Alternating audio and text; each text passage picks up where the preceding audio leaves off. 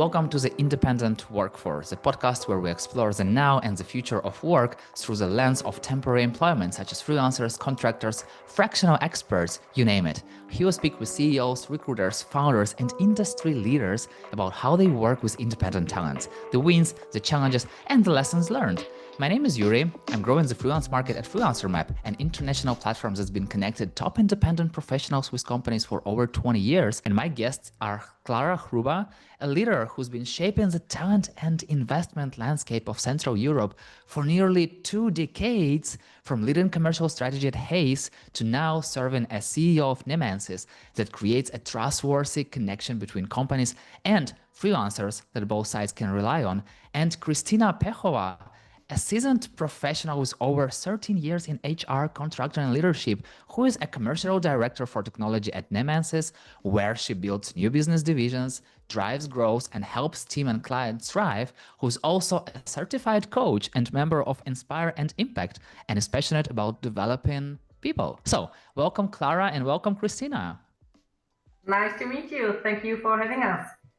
Hello. Super happy to have this conversation. Once again, it's the first time that we have this conversation with 3 of us. It will be a little bit of experiment, but let's play this game. And the first question goes to Klára. So, over 20 years, I know that Nemensis is on German and Czech market, and I'm curious, why did you decide to enter the Czech market?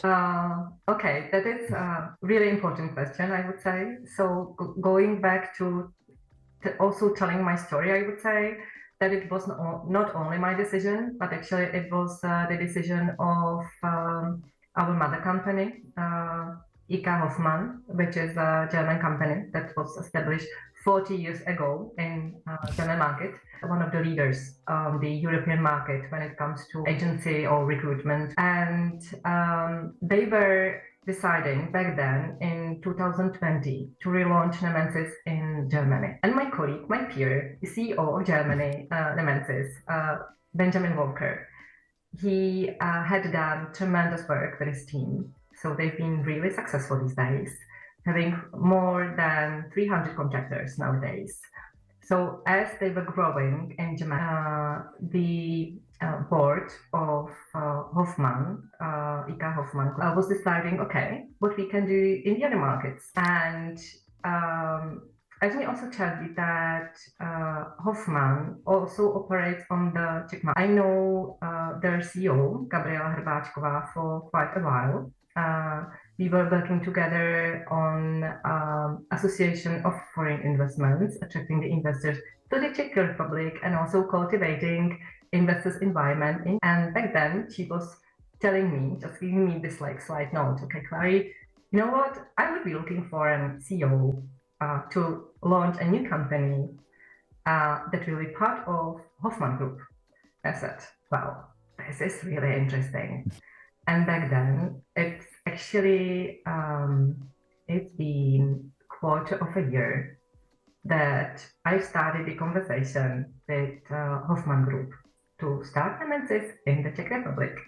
So that is the story. And we just started the business officially in September 2025. And I'm happy to tell you more about it. You definitely have to start business with some kind of vision, because otherwise it's kind of like always good to, hey, let's do it, let's have fun. Still, I believe that with all this professional experience that you have behind your back, you definitely have a lot of understanding of how it has to be, or at least you might have some kind of a goal or something like that. So I'm curious, what is your vision? And once again, especially since we're talking behind the scenes, that Czech market is very, very competitive. So how do you see this vision for Nemensis Czech? The vision is to be a market leader in 10 years in a freelancer business. Going back to what I have said and what you have already mentioned, that Czech market, it's been really competitive. We have so many companies that they claim, they say, and that they do freelancer business, but some of them are kind of, the market is being really scattered.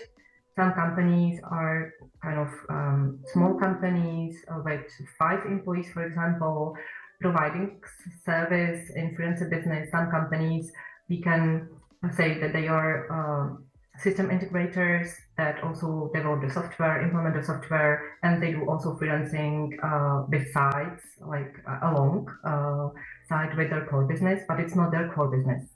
And actually, in the Czech Republic, there is only really few companies, you can count them on one hand, that has the background of an international company, that are on the level that they could be really partners to provide high level quality service to the corporate companies. So the vision is that nemensis also in the Czech Republic is becoming a strong partner in freelancing business to the corporate partners, to the corporate world, to the corporate companies. And this is the background that I have from my previous employment, and also my colleague Kristýna. So this is we are aiming for. Yeah. Got it. Kristýna, I'm curious, how do you feel about freelance market in Czech, and also what is your current role at nemensis? Thank you. The current market looks much more difficult than it used to be when I started 10 years ago, because 10 years ago it was a jungle. Yeah, like everyone could buy a freelancer, like every manager, everyone who has a budget could buy a freelancer. So it was like a jungle, but it was like easier if you can access like anyone in the company. If you are skillful in business development, you could do it. But 10 years later, the market has developed, and the procurement has centralized the processes. Not everybody, I'm talking about mid-sized companies and particularly companies that are corporates. They centralize they put vendor management in place, they centralize it, but I can see it's much more difficult to get there because they don't know how to work with the suppliers, and they have in place like 30, 40, even I met company that has 60 suppliers for freelancers. So it's kind of impossible even to hunt for, it's a small market, you know, in the Czech Republic. So like, so it's much more difficult, but I would say we are brave because we have a clear vision that we know what we can offer. We know our stuff. We are seniors on the market. We are HR people who know how to develop people, how to talk to people, also in business terms. And we are brave to really take a lead with companies that are international, that are corporate, that we could be relevant and adequate partner for their businesses. We are not small company, not the garage company. We know our stuff. Yeah? That's why we are so brave, because we have also on our there is behind us or some support, yeah, from IK Hoffmann, also from our sister company nemensis in Germany. Kristýna, I'm curious, how does it feel to enter in totally new market while still having this kind of like good name behind you? It's kind of amazing. I love it. I love it. I'm pro business developers, and I also will answer your question that I didn't finish.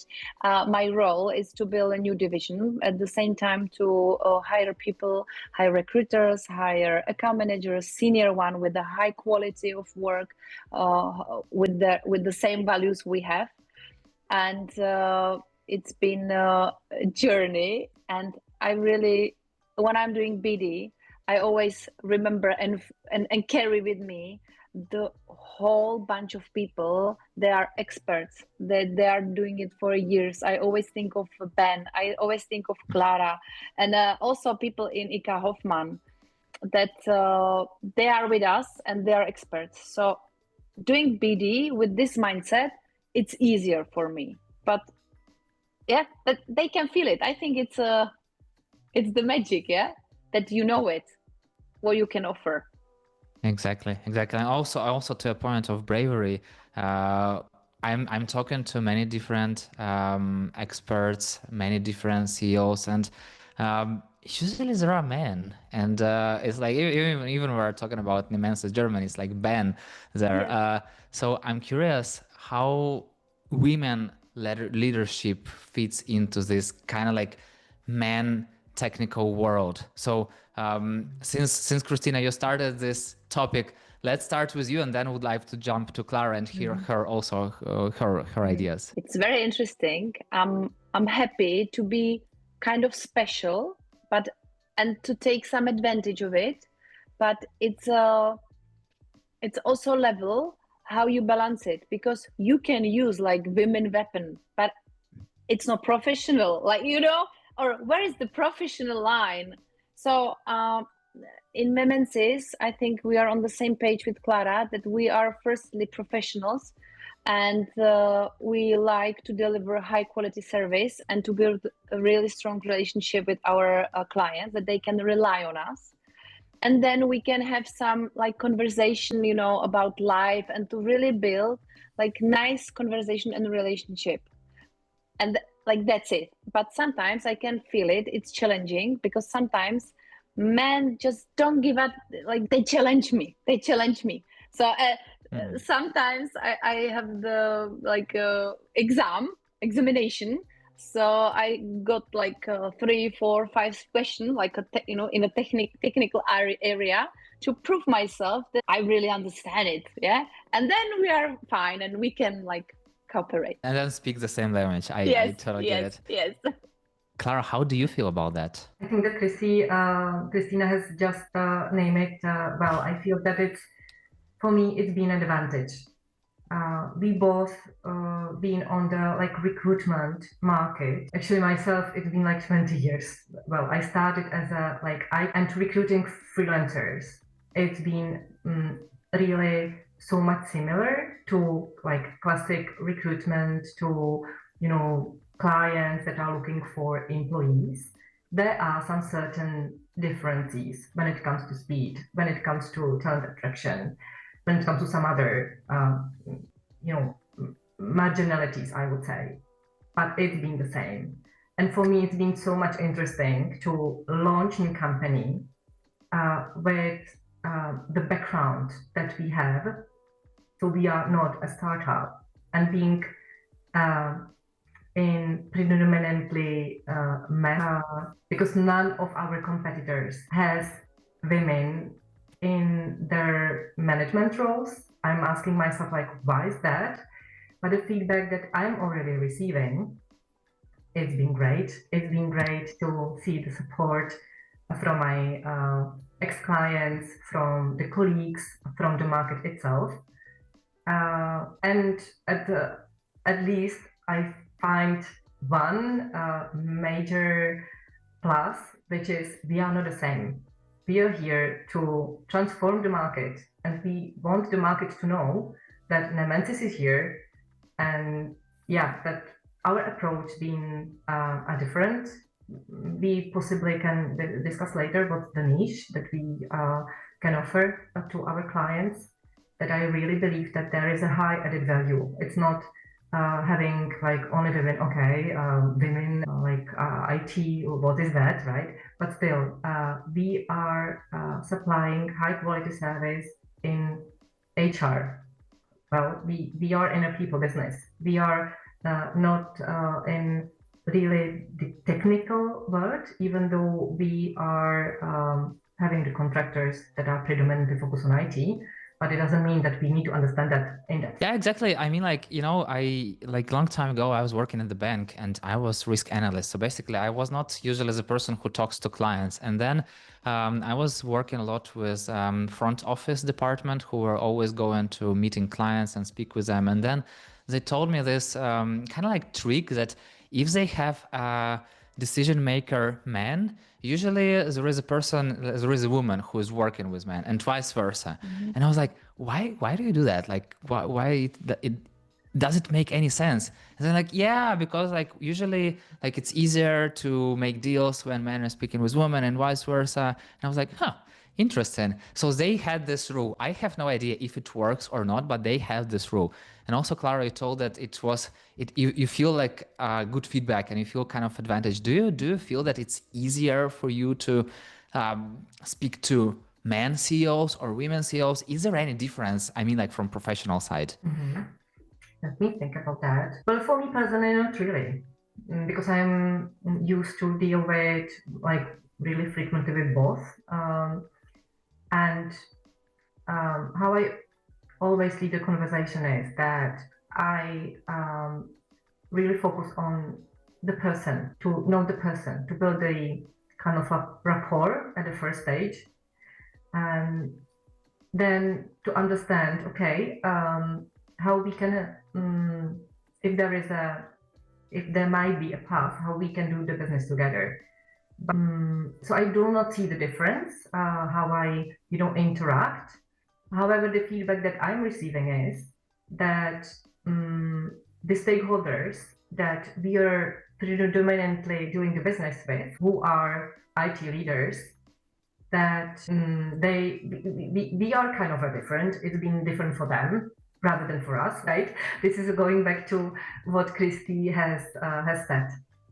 So yeah, it's been more for them different than for me personally. We were talking a lot about freelancers, and usually when I speak to people, for example, in Poland or in some markets that are not really understanding what freelancing is, they say like, oh, freelancer is this person who make you a logo or who creates you some pictures for your media post. And I'm like, yes and no. There are still much more to the word freelancer. You can call them independent talent, flexible workforce, interim experts. So there are like professionals with years and years of experience who are ready to jump on a project, ready to deliver you a great job. And they not always feel it. So I'm curious, since you've just opened the market, and I would love to start with you, Kристина. Like, how do you feel people getting this word of freelancers, or maybe what other words do you use while talking to clients and talking about this independent workforce? It's also a topic in the Czech Republic, and it depends on who you talk to. If you talk to IT leaders, team managers, CIOs in IT world, they know it well. Freelancer, IT freelancer, it's someone I hire for a project through agency or directly, and I pay him for invoice for against timesheet. But the rest of the world, I think they don't have a clue. Like some of the HR, if they are involved in the process, smaller companies, they know it. But for example, I had so many experience, like I called into so many companies. I talked to HR director. Hey, do you use freelancers in IT? No, at all, zero. And then I went to CIO or I don't know, team manager, and he told me like, yes, I have like 40 of them working in 5 different teams. So it's kind of, it's not connected in the company. And for the like public, I think it's unknown, or they don't know what to imagine. And we use body shop. In the Czech Republic, it's common word, body shopping, time and material cooperation, and mostly are externists or freelancers. But like if you are asking about the words, what we use, the most common word. This episode of The Independent Workforce is brought to you by freelancermap, the home of freelancing. Whether you are looking to hire top freelance talent fast or a freelancer ready to find your next big project, freelancermap connects the right people with the right work. No endless job boards, no guesswork, just direct access to verified experts and opportunities across the globe. Visit freelancermap.com and start building your next success story today. Am I hearing it correctly that sometimes CEOs and founders of companies may not even know that their other team members are working with freelancers? Yes. How do you choose whom to talk to? I always look how big is the company and what is the owner, if it is international company or Czech company, because there is difference. If it is Czech company, I go for CEO or CIO. If it is a corporate, it depends. Usually we go for procurement, but I go always to search information for team leaders. Project managers are the best to talk to because they're talkative. So I love talking to project managers. So if you're, this is a secret tip. If you want to know what's going on in the company, you know, what team is hiring, project manager is usually a good choice. And then I discover some information, and then I go to procurement, and who is really hiring, it's hiring manager, but they are very busy, and they are most busy like the suppliers calling them all the time, so they're really a bit pissed off, and they don't have time. So the best way is to go to CIO, like from the top.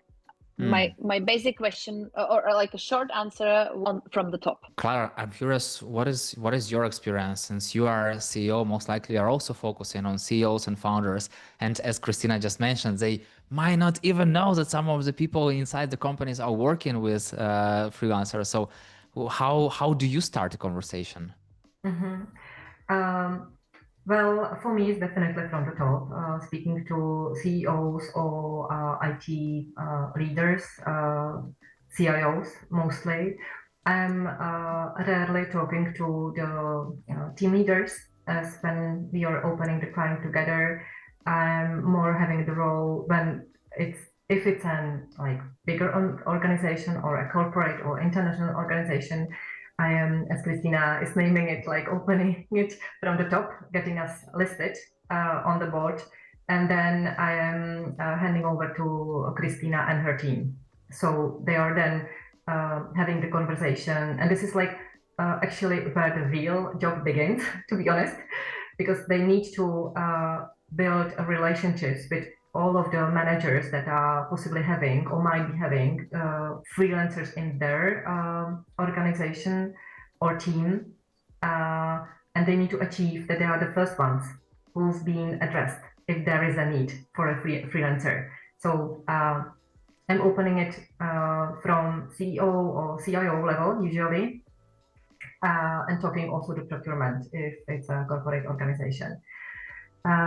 What I see is that the HR people, they shouldn't actually care about freelancers, because there is, speaking to about the legislation, it should be kind of a separate process.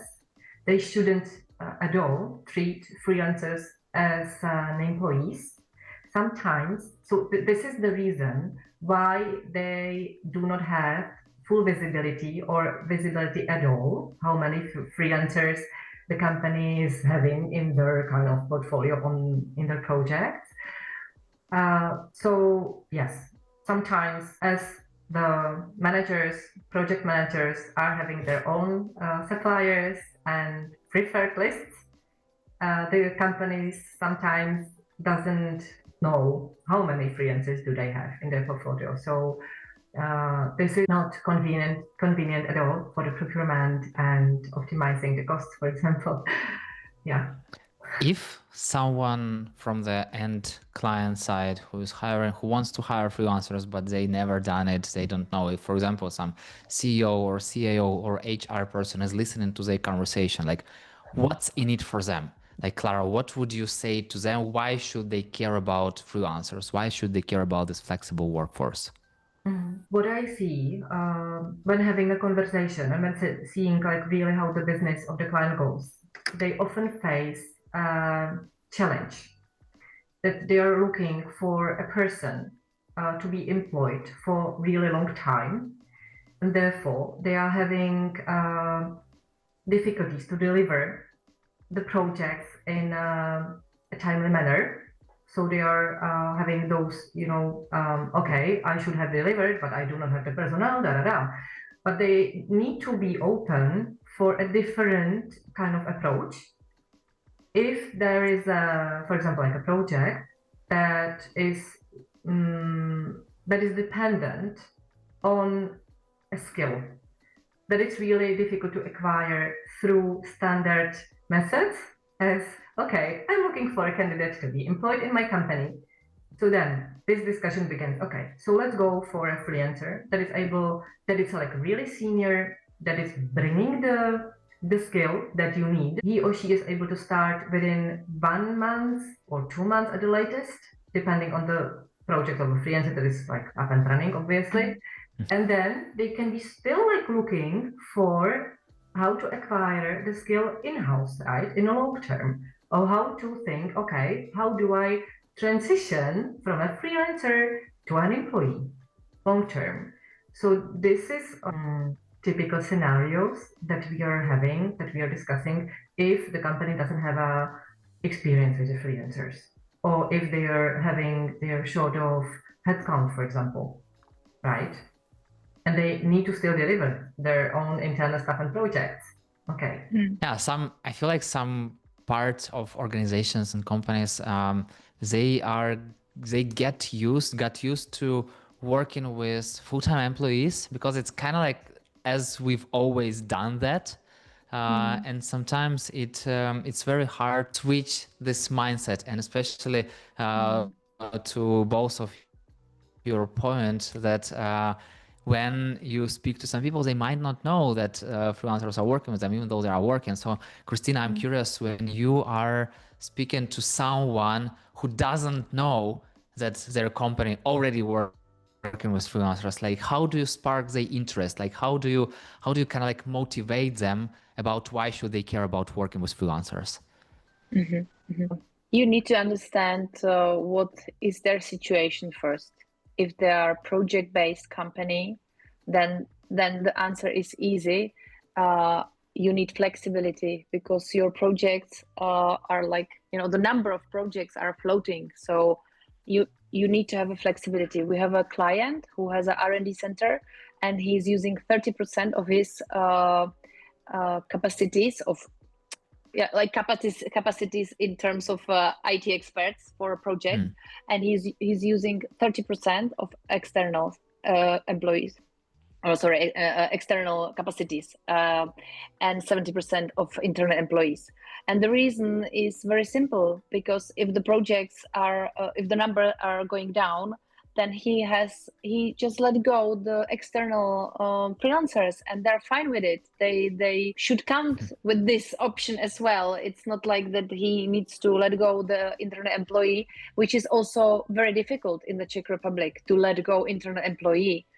So it's like a flexibility. It gives you flexibility. If you are lack of budget, because the seniors in the Czech Republic are getting higher and higher, then it's wise to use freelancers, because it goes from another pocket. Usually it goes from another pocket, not from like a headcount. It goes from another, and it's so you can like afford to give him more money from this different pocket.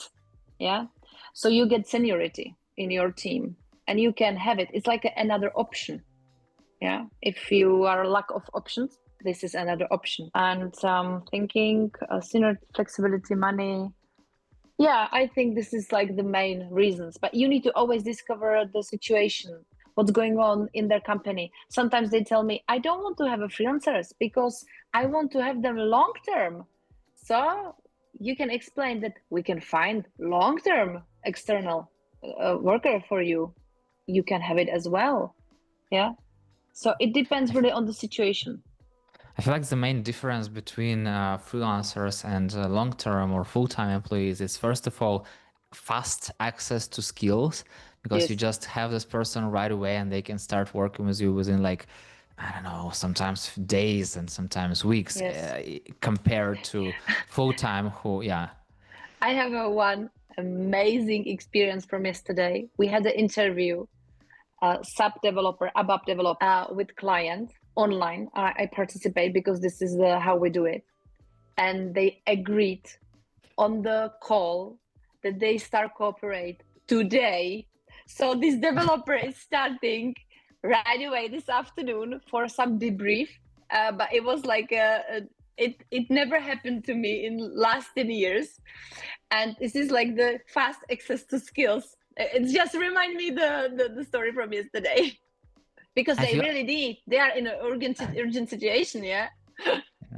I once again, to your point, I think that clients who are hiring freelancers, they need a freelancer yesterday.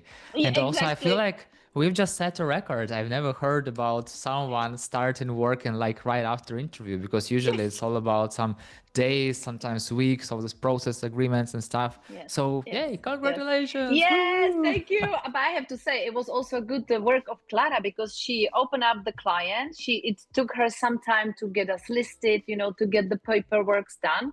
And once the paperworks are done, it's a big corporate. We are ready to be like quick. Yeah. So this is the second part of it. Yeah. So jump into you, Klára. Yeah. Since Kristýna just mentioned this paperwork part and agreement part, so tell me from the client side, how does it work? Because I understand that if you are a corporate client, you can't just work with one by one freelancer. You have to work through some company who helps you, because you have just one agreement and then you have access to like hundreds and hundreds of freelancers. So Klára, how does it work? Like what agreements? What is the process of making this agreement with a client so they can have access to the pool of talents? Again, it differs, I would say, depending on how powerful is the procurement, right? So if the powerful procurement, the like vendor management, is strong and having a strategy how to work with suppliers that are supplying the contractors.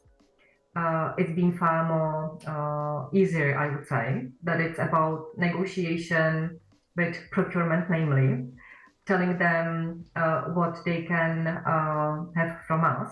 How do we like differ from the competitors? And when we are getting on board, when we are getting listed, then it's about the interaction with the hiring managers. The option B is, which is a bit more like difficult, I would say, is that the procurement is just processing the POs, purchase orders, and the contract. So we need to really monitor all of the structures from the client side.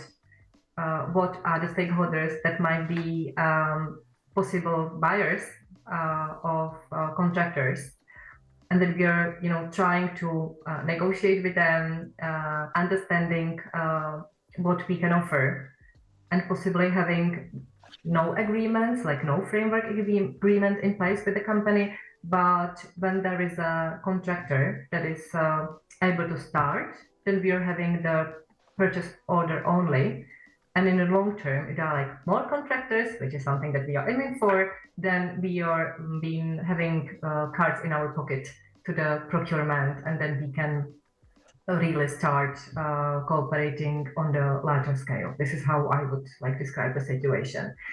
What I also would like to kind of point out is that some of the companies that I am having an interaction with, for example, with the CEOs or with the procurists that are being responsible for the companies, they are so much cautious about the legislation, like the contracts, how to deal with them, how to have the contracts written, and how also to interact with the freelancers in the practice. And this is something that is the niche and unique ability of nemensis in Germany and in Czech Republic. We are on the top, we are having the knowledge how to get this paperwork done with the freelancer, and also we are guiding through the hiring managers and the leaders of the company how to, what's the best practice, how to interact with the freelancers, not to have any risks speaking about the legislation, which is a topic in Czech as well as in Germany. I feel like it's everywhere. You everywhere have to be compliant with laws and to ensure that you are not going through like some tax schemes and stuff, because otherwise you can have really, really bad problems. And that's exactly, I feel like sometimes if you are not working with freelancers, that's exactly why it's better to go and work with specific company like nemensis, who knows how it's done. Say you have a lot of experience, like with your mother company, with your German company, with your previous background experience. So basically you are experts, you are professionals who can guide people and help them to easily access this market. And also to a point that you've mentioned that sometimes you have like strong procurement and they like have easy, smooth process for working with talent, independent talents, and sometimes not. And I'm curious, if you could remove just one barrier from client side to this smooth freelance collaboration, what would it be? Kristýna, go ahead if you have any. Yes, I would remove procurement. Yeah, it's a cheat answer, I guess. Okay. It's like in a perfect world. Yeah, I would be very happy if the procurement has, I would not remove, I would add qualified quality process of selection companies that they can supply IT contractors. It's really big problem in the Czech market that they don't know, even though the strong procurement, they usually don't know how to treat suppliers, who to list it, who to delist it, how to evaluate the suppliers. And it's also difficult to get rid of some suppliers. For example, maybe there were some expectation to deliver more. They delivered 2 freelancers, but you can't delist them because you have running 2 freelancers through this company. So, but you need to have some kind of system. Okay, this is the company we work with, but we don't want to send a request to. Because they didn't prove themselves. And I think that they don't work with the targets, with some expectations, some evaluation. So I would go for this. So then there are no 30 companies delivering everything to everyone, to every role. But I would really appreciate like quality check evaluation of suppliers. Then this is my answer. Got it. And Klára, what is your ideas? What are your thoughts? And I'm not talking just about procurement, but overall, if it would be like just one barrier to remove to make it easier for clients to hire freelancers, what would it be? Well, I wish that the companies that are in need to acquire a talent, that are struggling with, okay, how do I acquire this like niche skill or senior expertise, being more like open to a different approaches. Sometimes for them it's difficult because they are being sometimes scared because it's been new for them, or they are scared of legislation to be compliant. So they need to really choose a like trustful partner, supplier that is having the expertise, that is able to guide them through how to deal with them, right? So I just wish if there is a barrier, I think it's a mindset. It's just, I need to deliver this. Well, what other approaches can I implement? And speaking to, just giving the feedback to what Kristi has said, I really feel that if there is, and we know some of the companies, right, Kristi, a procurement that is having this for them, it's so much easier to evaluate the performance of the suppliers, so much easier to achieve their targets on the savings, right?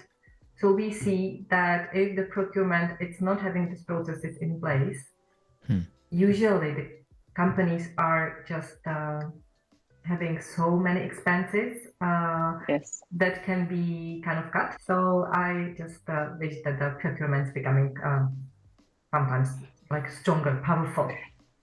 And this, yes, and this is also what we want to do in nemensis. When I'm talking to procurement, I always try to be a more like in advisor role as well. I don't want to be like, arrogant when I'm talking to them like, yeah, can you list it as a supplier? And hey, by the way, I can tell you how to do it better. It's not the way how we do it. But if we build trust, which we are at the beginning right now, but I am sure that we will shape some procurement processes in our clients' side. I'm sure that we can help them. What I hear is kind of like give value first. Yes. It always goes a long way, when you just build this relationship instead of like coming. I feel I have this picture in my mind when you come into someone's home and you are a guest. You are not usually trying to bring your own rules with you. So you are following the rules that you are having from your host. And then sometimes you can just help them. You can ask what are the challenges that you are dealing with? Where do you need some help? Do you need some help? Sometimes they will tell you like, yeah, I'm okay. I don't need any help. Just do what you do. I will do what I do. And sometimes like you can have this really, really great collaboration. And I really wish to have the sky is the limit to our conversation, but time is the limit.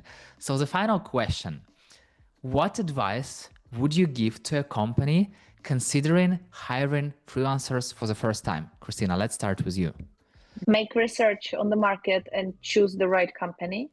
Choose the nemensis for sure. It's just and just give a try. To, as Klára said, try, ask, and find a trusted partner who is expert on the market. Yeah, and be open to some other possibilities. Klára, what is your approach? I would say the same as Kristýna, and I would add, try, evaluate, give feedback, because it's about partnership, it's about trust, it's about long-term run, possibly. If you decide that your experience with a freelancer and with all of like this, it's good, it's adding you a value that you need, then the partner, the supplier that you choose, it should be becoming your long-term partner. So give a feedback and just give it a try. It's an excellent way how to access talent in like short term, that you do not need to look for the right skill long term, like for the employees. I feel like it's not that hard. It's not that scary because you definitely have some experts on the market. You don't have to do everything by yourself. You can reach out to different people, to different companies. And of course, yeah, people might say, oh, I will pay money. Why would I pay money? But like you're buying shortcuts. You're not paying money just for the wind, and you're just not throwing them there. You're just asking for help. You're asking to help you with your procurement process. You're asking to help to get the access to this talent pool. You're asking to share dozens of years of experience. And it's totally great exchange, you know, because you are saving so much more on the speed, on the productivity, on the knowledge, on the skills that you bring because of the independent talents. And I have this final question that I usually say that, like, name 2 people I should reach out to talk about the independent workforce. But since we are having this conversation with 3 of us, it will be just 1 person for each of you. So, Klára, what is 1 person I should invite to this podcast conversation? Well, I was thinking that we had obviously some conversation before, and it was actually my manager back then that started his own company that is running Divire, that I know for sure that he focus on freelancers as well, not only but also. So I can introduce you to him if you like. Please do. Of course, we are, by the way, connected with him already. So it will be really, really great to talk to.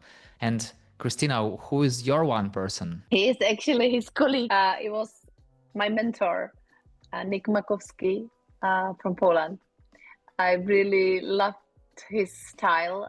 He taught me a lot about account management, managing account manager. And it's Nick Makowski, and I think he's working with Michal Minarczyk in his company. So that's how it works. The world is connected. Everyone is knowing everyone. It's like intersected, and it's like the one big village.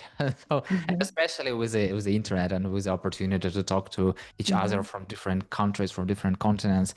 And what is the best way to connect with both of you? For me, you can write me on LinkedIn. Klára? I'm reachable on my phone, on my email, on LinkedIn. So yeah, just get connected. Happy to talk to you.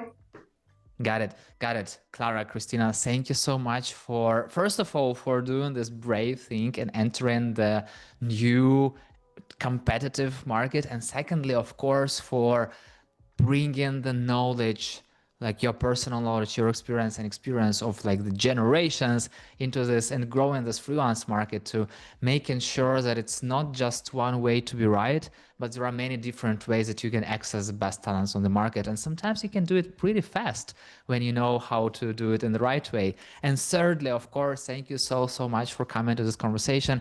It was like first experiment for me to having a podcast conversation with with 2 guests, like with 3 people. And I can tell you it went pretty good. You know, I really enjoyed our conversation. So thank you so much for doing that. Thank you, Yurii, for having us. It was a great experience, and everything sometimes is happening the first time, right? So yeah, and fingers crossed with your podcast and with your business. Thank you so much. It's just like hiring freelancers. Sometimes it happens for the first time. And yeah, see you in the freelance market. And for listeners, thank you for joining us on this episode of The Independent Workforce. I hope you've taken one step closer to working smarter with freelance talent. If you enjoyed this conversation, subscribe to learn even more and share it with your colleague. And remember, the future of work is now.